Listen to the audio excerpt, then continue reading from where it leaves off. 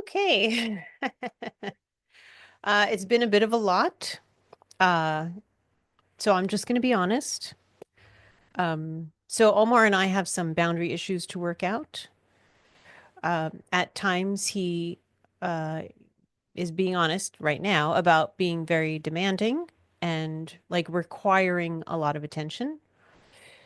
So I recorded a video yesterday because I had this moment of like, wait a minute, maybe the ick that I was feeling or whatever I was feeling, which I'm not blaming on Omar because that's how I have felt on and off for a long time, as I believe I mentioned in the video. It was a very familiar feeling, but I related to it as it was an energy that was like on me and not that it was me, who I am. Now, I'm not saying I know who I am, that I'm way perkier than that or whatever, but man, I really felt the difference. So, and there's a lot of things I want to talk with Omar about that he has brought up, like his ability to pull negative energies away from me, but he also, conversely, has the ability to put them on me. And I just want to make sure I'm getting that right. Okay. So I'm getting a yes. And he's here with me kind of every day. And I am going to share that he's reminding me that he kind of has made lewd comments when I'm, not dressed. I mean, even I'm getting weirded out by the things that I'm saying, but you know what? I'm experiencing these as real as it is right now. And part of how you know you're connected and not crazy is that when you pick up on things and you share it with the person, like in a reading or a practice reading, or you pick up on something for a friend and they validate what you get, you're not making stuff up. Hopefully, you're not trying to make stuff up. And it reminds you, like, oh no, I really am picking this up. Even though the world of mediumship and intuitive abilities and skills at times really feels so freaking surreal because it's in some ways a bit unimaginable, and in other ways it's just like too damn good to be true in some ways, unless you're plagued by an energy that feels like it doesn't have your best interest at heart. So, and from how I am learning about Omar, he's got a lot of mixed stuff going on. And so I was setting some boundaries with him earlier as I was going on a walk, and I could feel him like interfering with my thoughts. And I'm having to be very conscious of my thoughts because when I am feeling kind of negative about something or having negative thoughts, they get fed, like fueled. I've noticed that in the last several days. So I'm just trying to be observant, is all, and not take it personally and not get upset by it because I am reminding myself all the time and Omar that this space is mine. This is mine. My energy field, my mental space is mine. And I'm not going to get feisty with Omar because I'm working to build a relationship with him and I'm still trying to understand things about him. However, I did tell him that we needed to have some new boundaries because certain things are not working for me in the way that I'm feeling like impeded upon. He has an unfair advantage in that he can hear my thoughts and I can't really hear his. And not that I want to, because those are your thoughts, friend. And I'm not trying to climb in there with you. And I also would like to be a bit more respected with my own. So we interact throughout the day. Not that was going to say, not that that's weird to me, because frankly, it's not. And those of you who do mediumship or feel very connected to, let's say, a loved one, and it could be like a cat or a grandmother or a partner that passed, somebody that you feel their presence around you, after a while, it doesn't get weird that you have that experience. And it's regular in its own way to be able to interact or feel that person around.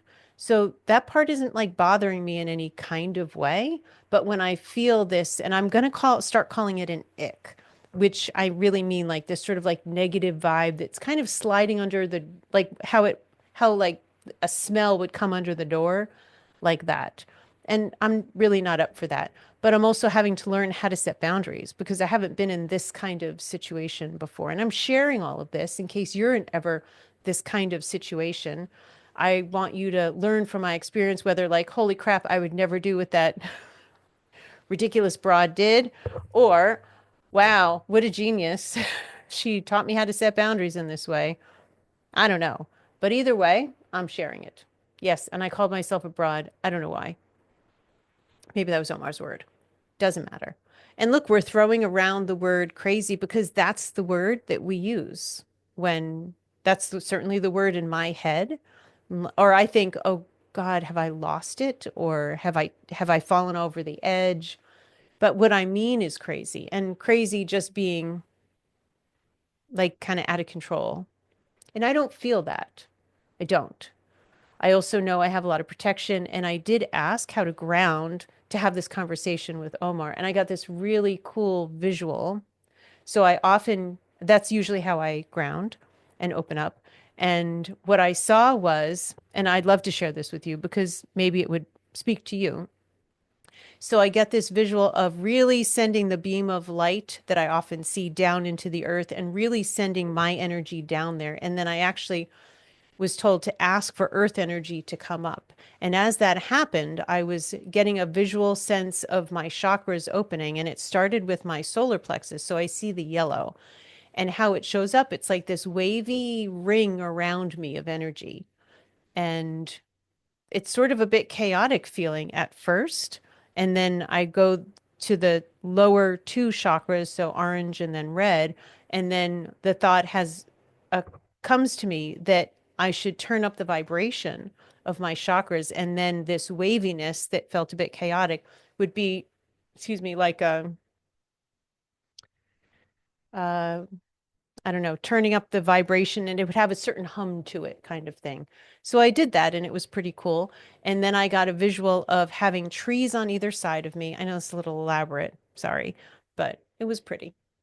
Trees on either side of me holding my hands. And then I saw Omar holding the hand of the tree that was over here. And then Ener, who I've not really spent nearly enough time with, but who offered to be my chaperone when I have a post-it, delving deeper into the darkness. I saw him holding, and I'd like to see that visual again, thank you, holding Omar's hand and then coming over to this side. I guess holding mine, but I didn't see that part.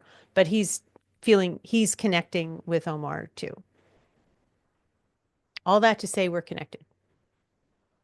And I want to see what Omar wants to show me, but I also am trying to share the journey with you all. So there are a few times when I looked to get a visual of myself being connected with Omar and however he was looking to have that. And I saw a boxing ring and I saw myself in a corner. And I just had this like, no, we're not doing that. When I was setting boundaries with him, because that's a sticky spot for him to feel that way, to feel pushed away or rejected in some kind of way. And maybe it's he doesn't like to feel alone. I know this all sounds really freaking weird to say this about an energy or entity or somebody in spirit or however we look at it, but I'm telling you, this is what I'm getting, so I'm just going with it. Just like when I do a reading, I get some way out there crap sometimes, and I'm like, what the? Oh my God, am I really going to say that to this person? But every time I do, they get it. They know what I'm talking about. The message is for them, not for me.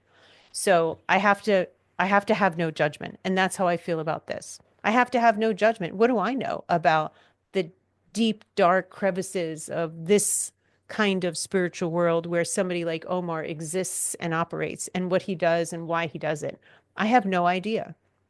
I'm not going to go to a book that maybe was somebody else's experience, but this is mine for right now. So, well, kind of ours because I'm sharing it with you too. And I'm glad you're here. So, so I was like, no to the boxing ring. We're just going to be like in a coffee shop. I imagined us kind of in a Starbucks. We're just sitting at different tables. And that was the kind of boundary I wanted to share with him because it feels important to me that he knows that I'm not rejecting him. We're just at different tables in the same coffee shop. I'm not fighting you. I'm not looking to be in a fight. And I like that. That feels empowering to me to hold space for him and for myself. So I'm just checking my list that I did write earlier. Um, sorry. Oh, and I also talked to him about enmeshment because he's in my head, like not even a thought away, like right there with the thoughts that I'm having. And so I did talk with him about boundaries and the idea of enmeshment versus healthy boundaries. So it's like the idea of, which I often say, you don't have to go home, but you can't stay here. Like I need my space. And the same thing with this. I can't be this connected to somebody all the time. Some people might love that depending on who the person in spirit or energy is. But I don't think I want that with anybody. I wouldn't even want that with my grandpa if he was offering that. I mean, maybe for a day or so, but excuse me, but not to live that way. That's not good for me.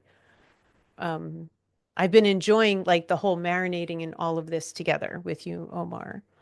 Getting some chills on the bottoms of my legs. But we need to have this be healthy and sustainable for both of us. And yeah, and that means compromise. So he brought up the word compromise. Okay. So let me just see if there's anything else. Oh, and so I do want to say about when I'm feeling negative myself or having negative thoughts, there are times I get this sort of creepy, like taunting sort of energy.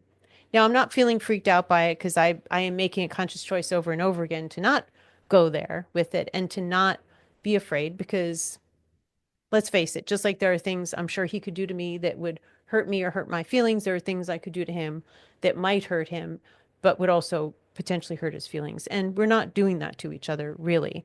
And I just don't think that he has that centeredness to really be able to discern what he's doing and how it's impacting me. Now, I may be being overly, and when I look over here, it's because I have a sense of him being over here. I don't actually see him. I've only seen a visualization of him once a day or two ago, and it was just in my mind's eye, and I saw an outline of a man who was like a dark gray being, like, but look, you know, the shape of a man. And that was pretty cool to see. And I like that. And it's always been my impression that people in spirit show us a visual of them when we are seers, how they want to show themselves to us. So just like, you know, I've seen people in spirit who show me a visual of themselves and how they looked pretty much right around the time that they passed.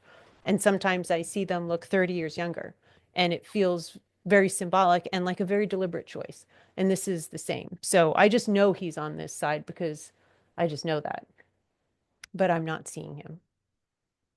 Oh, okay. Now he's getting tricky. So now he's showing me the outline of a man, and I see inside that outline, I'm seeing flames, tall flames. So, and it's against like a dark background within this outline of him. So, are you just showing off? You're just showing off.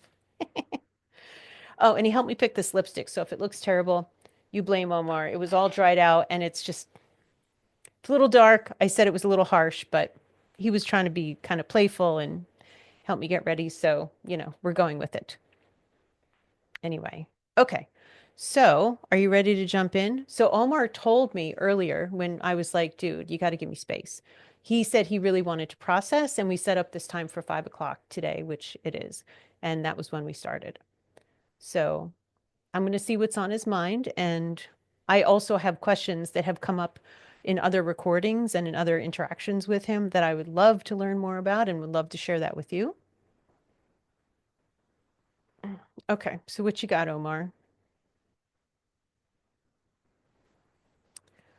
Okay, so he's saying that he's talking about the visual that he showed me and the flames of desire. And I was kind of like and he says communication. So, okay. And I feel like I want to say to you, Omar, that, you know, I'm hoping that whatever you're sharing is, of course, you're comfortable sharing with everybody. And also that maybe it helps all of us move like further along in like this mutual understanding. Okay. I'm getting a yes. Okay. Awesome. Okay. Flames of desire in communication. So it stinks to be alone. Can I just stop you there? Because I can imagine who's ever watching this is going to have the same question like, what do you mean alone? Aren't there a lot of other beings around you, like other energies or entities? And he identifies as an entity. Um, I want to laugh at myself that that seems so millennial to say how he identifies, but he does. So, and I'm going to go with that, of course, just like I would with anybody else. So, okay. So, aren't there other entities that you're involved with? Yes, but not personally. And I'm getting this visual sense of other beings that look like he would, or something that seems very familiar in that kind of way to him. But they don't seem to be interacting with each other, but they're like in the same room. Am I getting that right? Okay. You're all taunting your people? What's with the taunting? It's very, I don't mean to be mean, but it's very like schoolyard bullyish. He says, I know, but it's what he was taught, he's saying.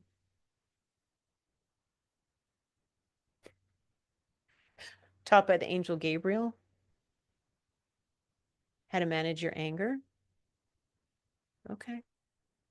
Really? It sounds a little bit weird, but I'm going to go with it. Okay. Got it. Okay. He's saying, but you weren't supposed to attack people. And he's made an exception for that. He's bringing back misery loves company. Misery hates compassion because we can't muster it. But misery loves company. You don't seem to hate compassion, Ohmar. You have mixed feelings now? Mixed feelings? Okay. Fair enough. And I have given him a fair share of compassion, genuinely, really.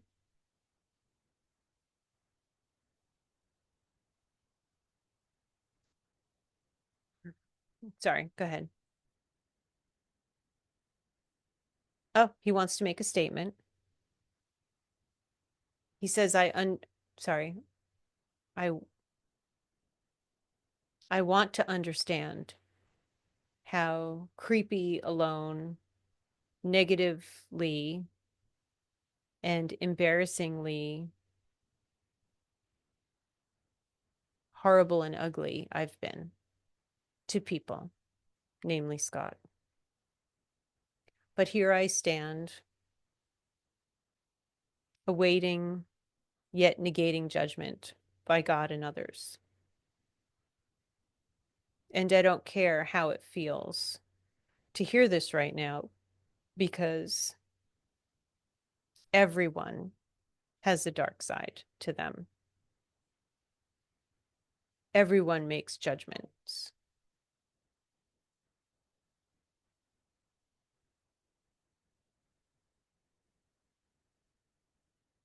Everyone calls out their best friend. And he's showing somebody using their foot to stomp something about that person out.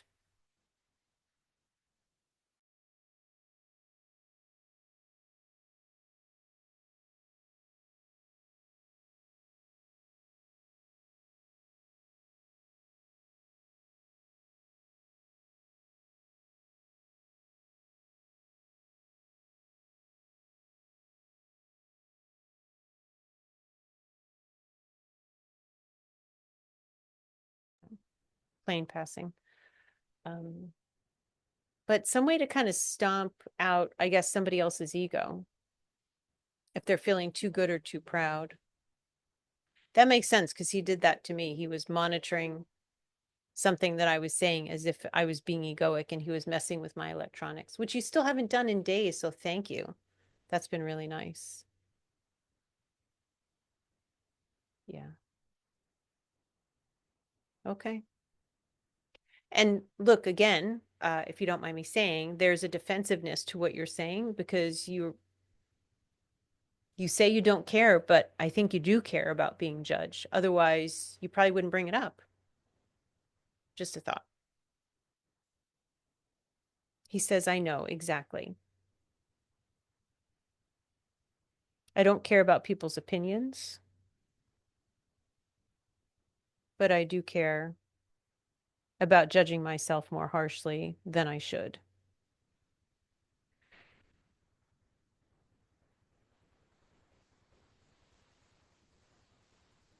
And he's saying that he has taunted people other than Scott,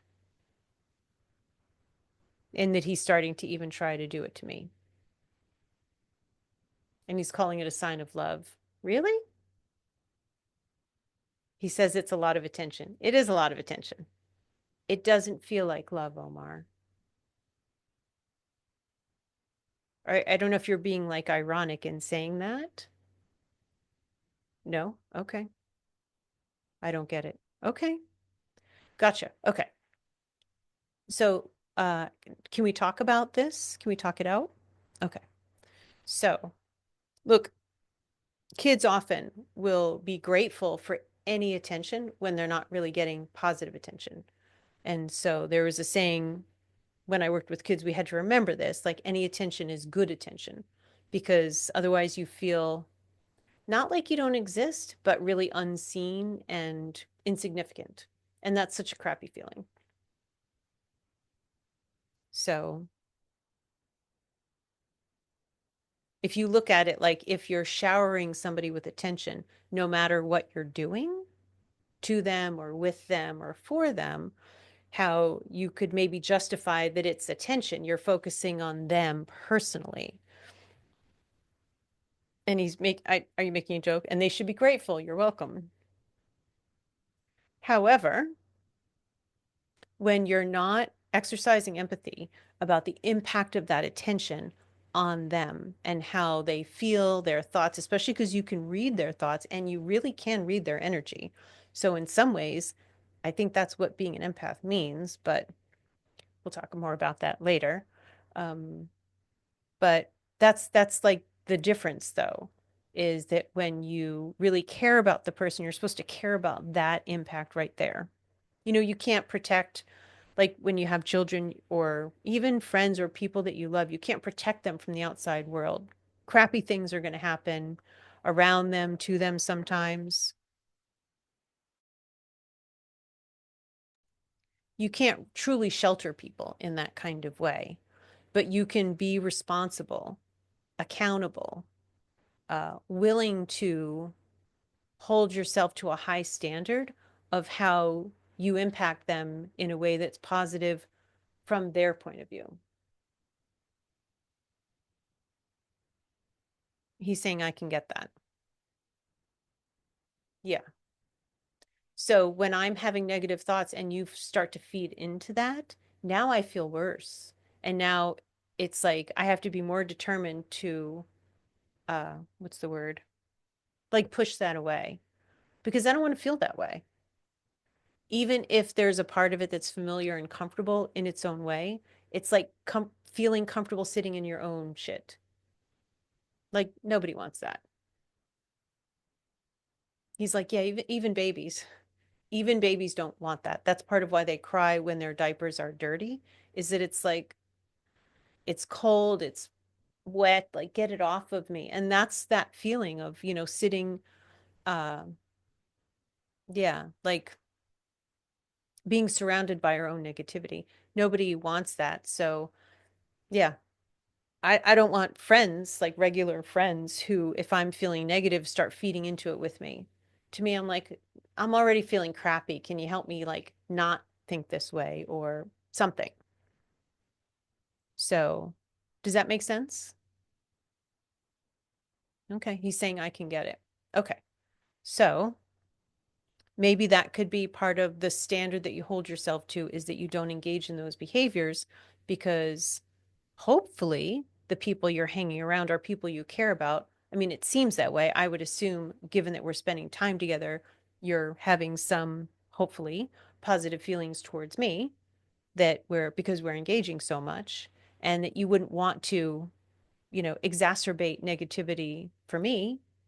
Then but just as I say that now, I'm like, oh, but hold on, because the payoff of that is that when I feel low, and I'm sure a lot of you probably can relate to this, when you feel low, whether it's your mood or vibration, however you want to look at it, we become a lot less active. And that inactivity can be a breeding ground to be company for maybe a lonely energy or two. So that would be part of the payoff for somebody who could contribute to yours or my negativity, is it then they get more company. Back to the misery loves company. Yes, I get that. And what a trap. What a trap for you. What a trap for the rest of us. Trap for you because there's a payoff for you, and it's hard for you to think about other people's needs and feelings. And a trap for us because maybe we don't want to reject those that want to spend time around us, but we don't want to feel like crap. So something's got to give here, sir. He's doing a, I know, I know. Okay, well, I get that, and, I also want to give you credit for listening and also to acknowledge that when you are really immersed in something, I think that was the word I was looking for before.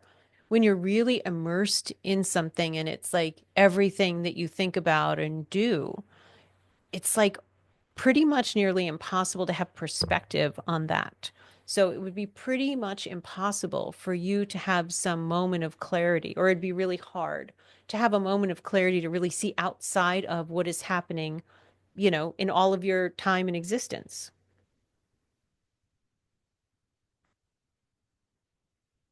He's, you're saying being self-reflective is not an issue, is an issue. He's saying it's not an issue because nobody wants to. Nobody wants it. Okay, well, but look, when we're looking to grow and change, that's one of the tools to do it. Yeah. And he sees that. He's saying, okay. Is there anything else about that that you would like? You're saying I'm talking it to death. Okay. Sorry. But look, I'm also trying to put words to something that I've never put words to before. So if you don't mind being patient with me while I'm doing that, I'm not trying to be overly verbose. Okay. He's like, fair. Thanks. Okay. Fair to you and thanks also. Okay. So what else would you like to be? Okay, just as I was going to ask, I'm seeing great audience. Okay, great audience. Now I'm like, Claire audience, people listening. So can you give me a visual? Okay, so I'm seeing like a bleacher with people in it. It's not very big, like the kind they would have at like, I don't know, like a small school or something, or a small private school. Let's say there's, I don't know, 35 to 40 people on there. Okay.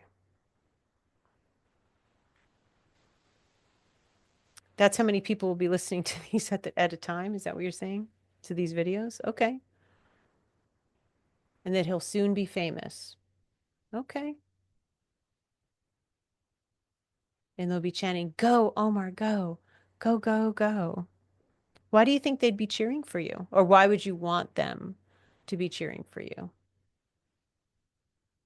Great change. I might even be giving people hope, he says. Oh, I bet you will. So the other day, Omar asked me what I'm gaining out of this experience. And one of the major things that I really could say that I'm gaining is hope. Hope.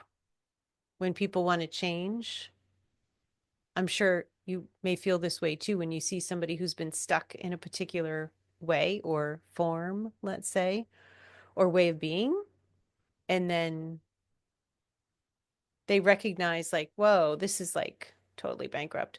I want to do better. I want to be better. And then they actually take the steps to learn something different and then make some changes, even small changes at a time. It's so encouraging. It's like heartening. I think that's a word. The opposite of disheartening. No, unheartening is still the negative side of that. Reheartening. Okay, he's trying to help me with grammar now. Open heartening. Keep going, Omar. This is funny. Open heartening. Okay, we'll stick with open hearting. Sorry, open hearting. He's making up terms. I don't think that's a real thing, but I like it. I like it very much. Very clever. Yeah. And he likes when I'm positive about him and I give him, he's saying about positive reinforcement. Yeah. Because he doesn't want to feel like he's drowning in negativity either. Yeah, that makes sense. Okay. So what feels right to talk about now? Or we could stop. What do you think? Oh, wait, the great audience thing. Oh, you already addressed it. Sorry. Okay. Is there anything else you want to say about that? No. He's saying it's encouraging to him that people might want to listen to some words he wants to share with everyone and to be a great example of even the dirtiest, filthiest of souls can start to clean up their act. Hmm.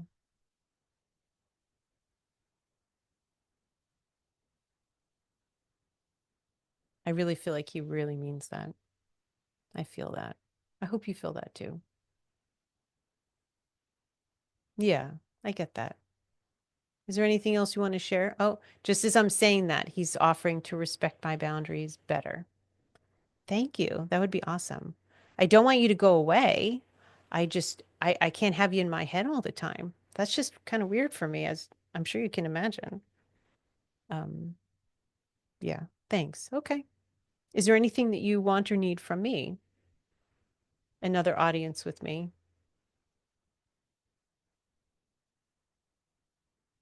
Okay. Tomorrow at 5. Can we negotiate the time? Would that be okay? He's a stickler about time. And there are times that I haven't shown up when I said I would, and he's been really flexible with me about that impatience. So, and I know that's not his strength, or it hasn't been, and it's becoming. So, but we'll work on it. Yeah. Okay. I'm writing it down.